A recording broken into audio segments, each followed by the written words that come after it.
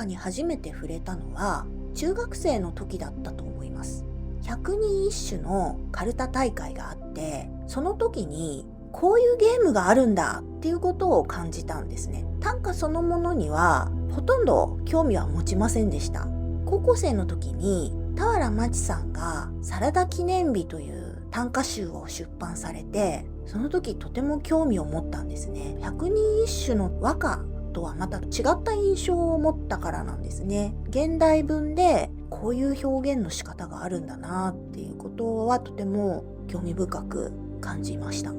あと高校生の国語の授業で自分の名前を使って短歌を読むという課題が出されて、そこで初めて自分で短歌を作ったんですよ。でもこの頃もそんなに特別短歌が好きっていうわけでもなかったので、その初めて作った短歌っていうのも全く記憶にはないです。その後社会人になってある時本屋さんで何気なく NHK 歌壇のテキストを手に取ったんですよ。今は NHK 短歌だと思うんですけど、でそのテキストを一通り読んで、ふっと作った短歌をなんとなく応募してみたんです。そしたらそれが添削コーナーで採用されたんですね。でそのことが今日これまで長いこと短歌を作るようになった一番のきっかけになったかなって思います。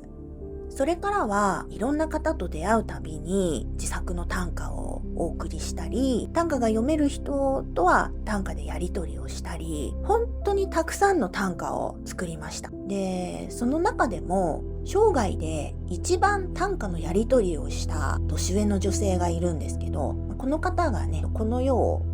旅立たれてしまったんですね。でそれからは私自身もぱったりと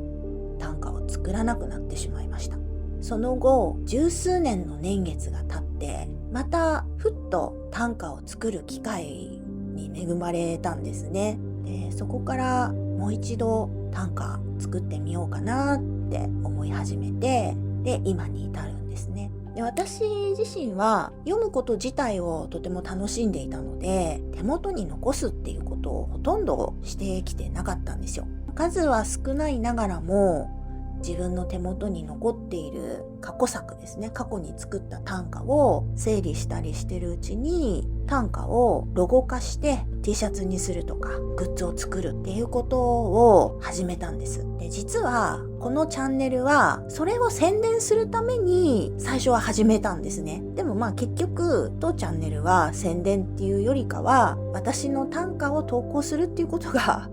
結局はメインになってしまってます。短歌を作るときに気をつけていることやマイルールはありますか？特にないんですけど、自分の短歌の傾向というのはあるかもしれません。私が思う自分の短歌の傾向としては、自然の情景を読んだ短歌が多いかなって思います。喜怒哀楽みたいな感情を前に出さない自然の情景を読んだその裏側に何らかの気持ちを込めるっていうような歌を作ることが多いかもしれないですね。でそもそも自然の美しさを短歌にすることが好きということもあります。自作の短歌で泣いたことがあるか？泣くというフレーズを使って短歌を作ったことはありますね。As Always の歌と、あと100万回生きた猫の歌、この2つは泣くというフレーズを使ってますね。あと昔作った短歌を今見返してすごく大きな驚きとか深い気づきがある場合が結構あるんですよ。まるでね今の心境とか状態を予知していたかのような、そんな短歌がねちらほらあります。そんな短歌を見つけた時は思わずグッとくることもありますね。あとその歌を作った時には思ってもいなかったようなことを今気づかされたりすることもあります。こんな風に一つの歌でも幾通りもの味わいがあるので、どんな短歌もね愛おしく大切に思っています。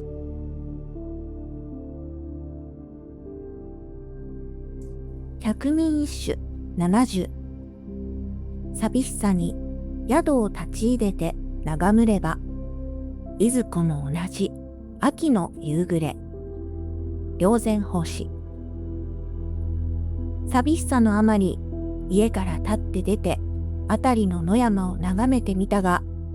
どこもかしこも同じように物寂しい秋の夕暮れに包まれていることだ。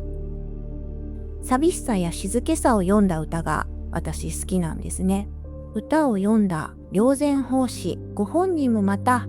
寂しくも美しい秋の夕暮れの景色に溶け合っていく。そして俯瞰的に見れば、そのすべてがまた宇宙の一部である。そんな広大さも感じられる大好きな歌です。私にとっての短歌は、ある瞬間の感動とか思いをフレッシュな状態で保存しておける手段。いわば人生の備忘録のようなものですね。短歌という形で保存された感情や思い、情景が時代とか出自を超えて、また別の誰かへと感動や共感をもたらしていく、そういう可能性を短歌が持っているということが非常に面白いなって感じています。これは量子力学的な観点から見ると、一つの短歌が生まれたということは、その歌が他の何かと量子もつれを起こすことがすでに確定しているということだと思うんですよね。なので、たとえ極めて個人的な思いで作った短歌であっても、その歌は必ず誰かの心に深く響くものであるということが確定している。なので、どんな短歌であっても絶対的に存在価値のあるものだと私は確信しています。これからもダ作だとかつまらないとか自分で決めるんではなく、誰かに送る歌や自分を励ましたり慰めるような歌、あと自然を慈しむ歌、その折々でいろんな歌を自由に作っていきたいと思います。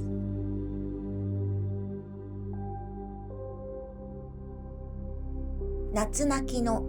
うぐいすとえば、黒ハエに結髪解かれうなじ汗ばむ。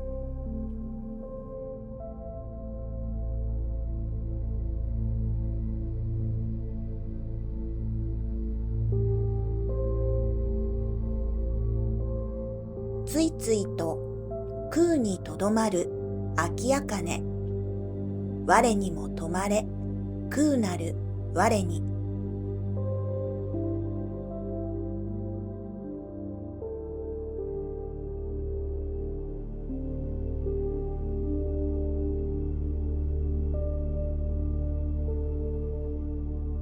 短夜の